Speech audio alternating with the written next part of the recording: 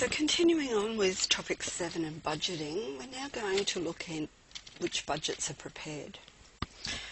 So the firm itself decides on what budgets will be prepared, and it depends in part on the type of firm.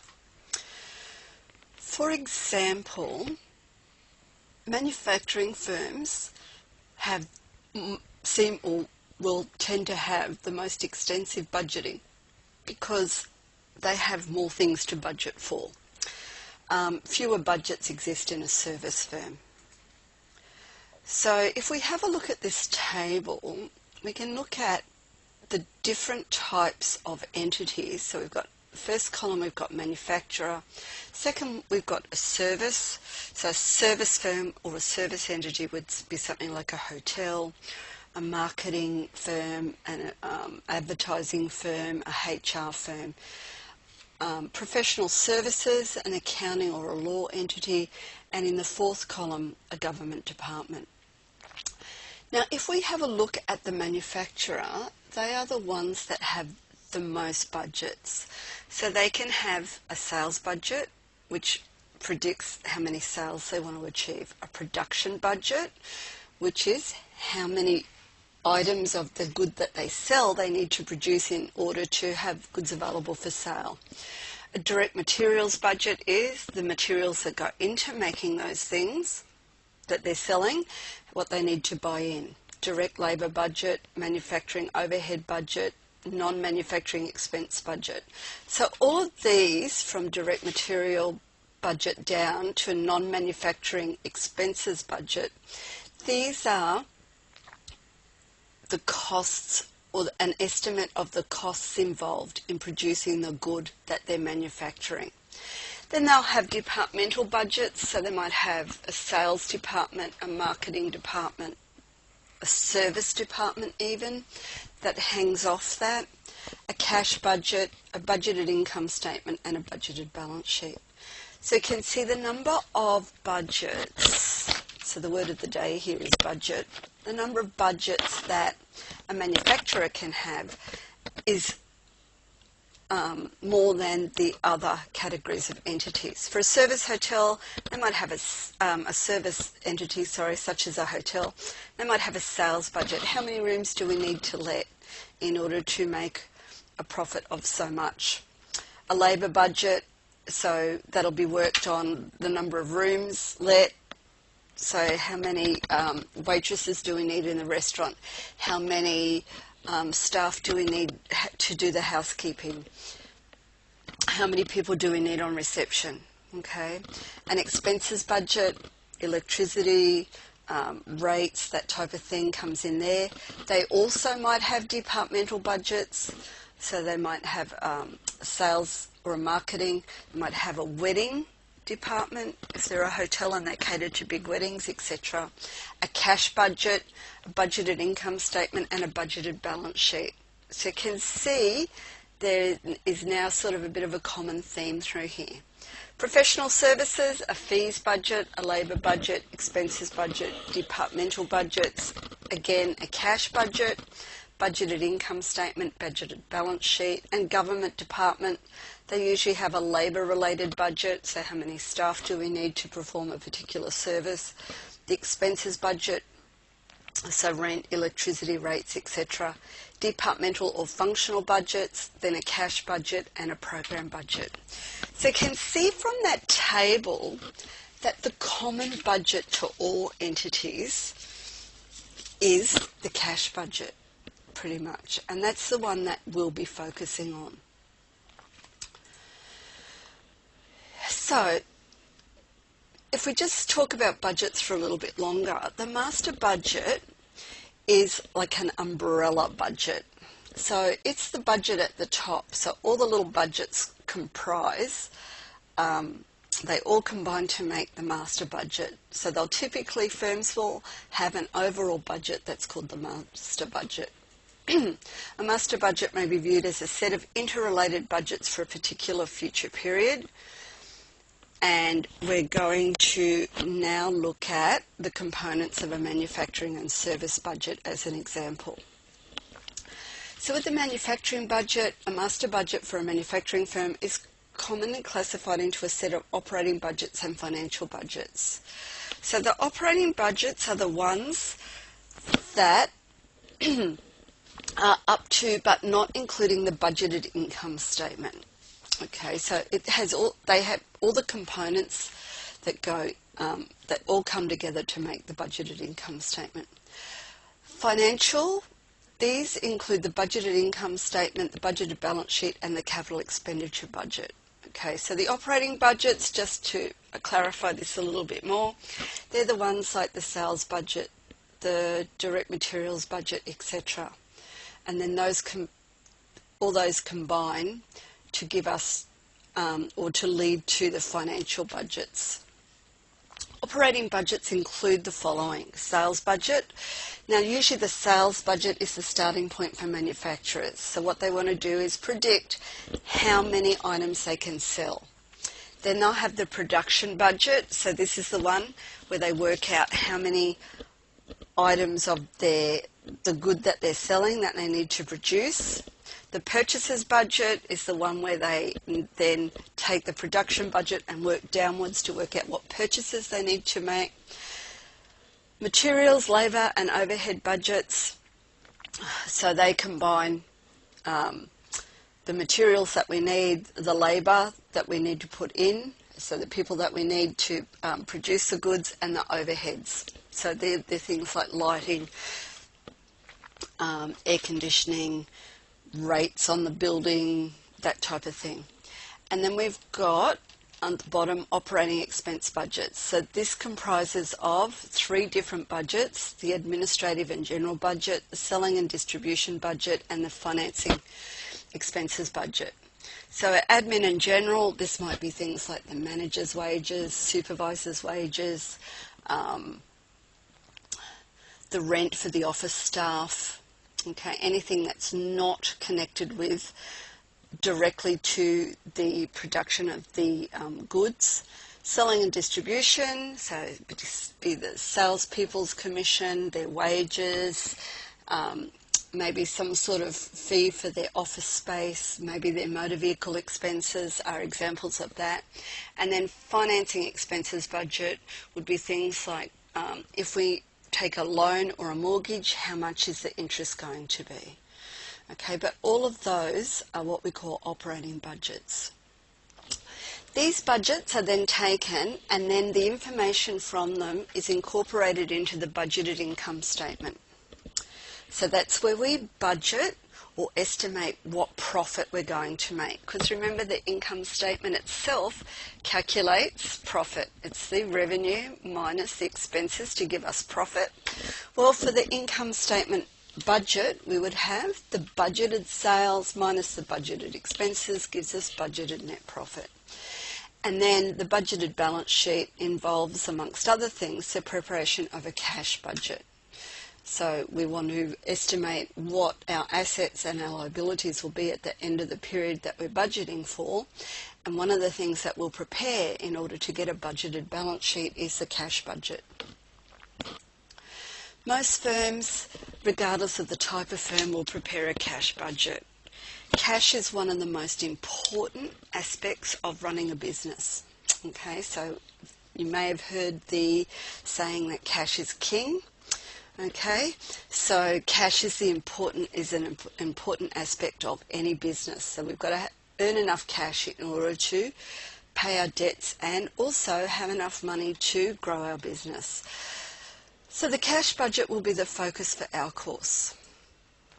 So we're just going to look at a quick quiz. So in an earlier slide we talked about and in the last topic we talked about that once the estimates are collected, the preparation of the budget is quite a simple task. So if we just forget about accounting for a moment, and we look at having a pizza party.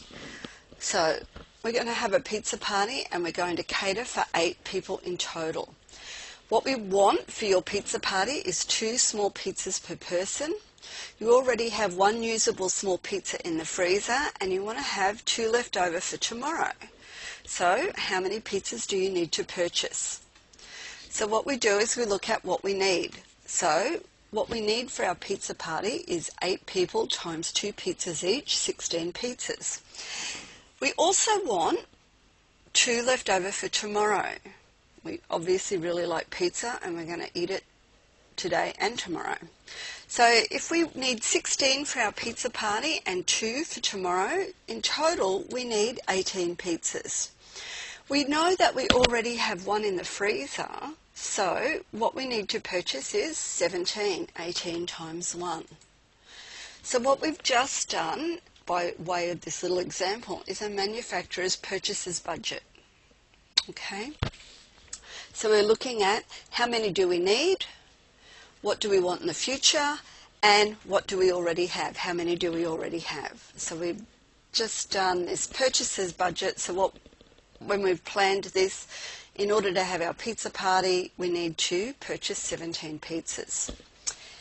If we put this in a report form in everyday language, so we're still forgetting about accounting for a minute, desired for tomorrow, 2. Required for consumption at our pizza party, 16, 8 people times 2.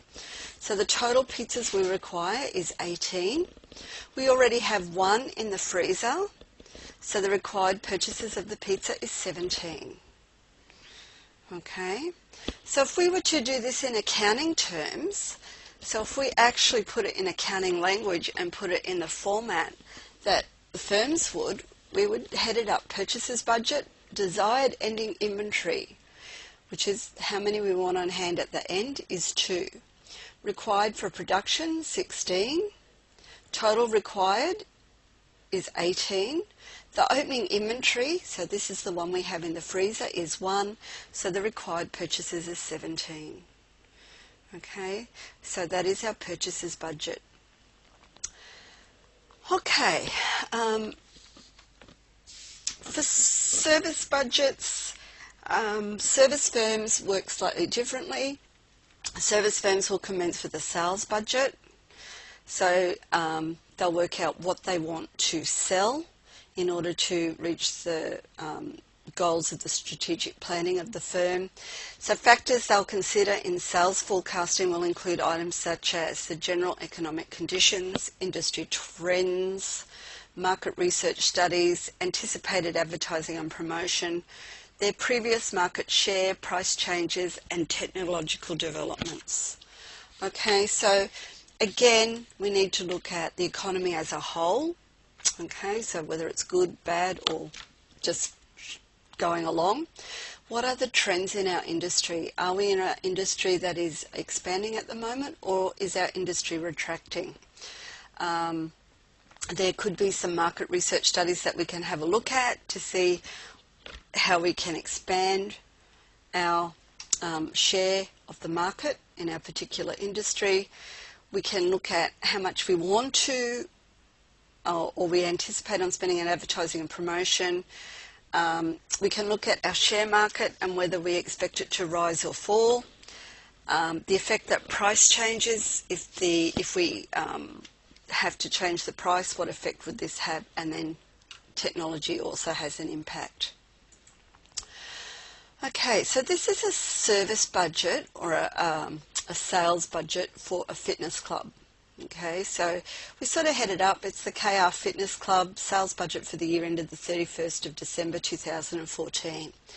So when we look at a sales budget, we're going to look at the different types of fees and then have a total. So for the KR Family Fitness Club, we've got annual members fees, and we're predicting for our annual members fees that we're going to have 198 patrons per day. So if we go down to the asterisk here, so it says that in 2014, we had 180 before. We want to increase this by 10%. So we multiply it by 1.1. So we're going to aim for 198 patrons per day. We also know that of our 198 patrons, 2% pay annually. Okay, so we take 198 times 0.02, or sorry, 20%, not 2%, pardon me. Okay, so 20% pay the annual fee. So we multiply that by 0.2 times the annual fee that we charge, which is 1,500.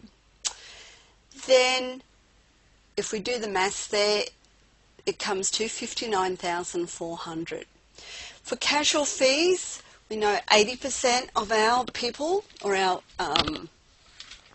patrons pay casual fees, so 198 times 0.8 or 0.8 for 80%. They pay $10 per session times 360 days. Okay, so the 360 days would be allowing for the days where the club is not open, things like Christmas Day, Boxing Day, Good Friday, Easter Monday, etc. Okay, and New Year's Day is usually the other one. So if we do the maths there, 198 times 0.08 times 10 times 360, the casual fees that we expect to collect is 570,240. For junior fitness sessions, we're predicting 80 sessions by 20 patrons times $10 each, which is 16,000. So overall, our sales budget, our total revenue will be 645,640. So that's an example of a sales budget. We can then go on for a labour budget. So we look at the category of employees, how much they cost us, then the total salary cost for our employees. So our labour budget comes to a total of 230,000. And then we have our operating expenses. So these are costs like advertising, equipment depreciation, utilities, etc. And our total operating expenses come to 317,000. So if we keep moving through this, we can then do a budgeted income statement. So this is exactly the same format as we've used for our actual income statement. So we have our revenue minus our expenses to give profit. So this time we're going to have our budgeted sales less our budgeted operating expenses, giving us budgeted profit. And we just slot all the information in. So the sales have come through from the sales budget. The operating expenses have come through from the operating expenses budget. So we end up with a budgeted total revenue of 645,640 less the total operating expenses, budgeted operating expenses 564,800. Our budgeted profit for this accounting period is 80,840. Okay, so you can see how the previous budgets are combined in order to get the income statement budget. Now that's the end of this topic. So for the next topic we'll be moving on to preparing a cash budget.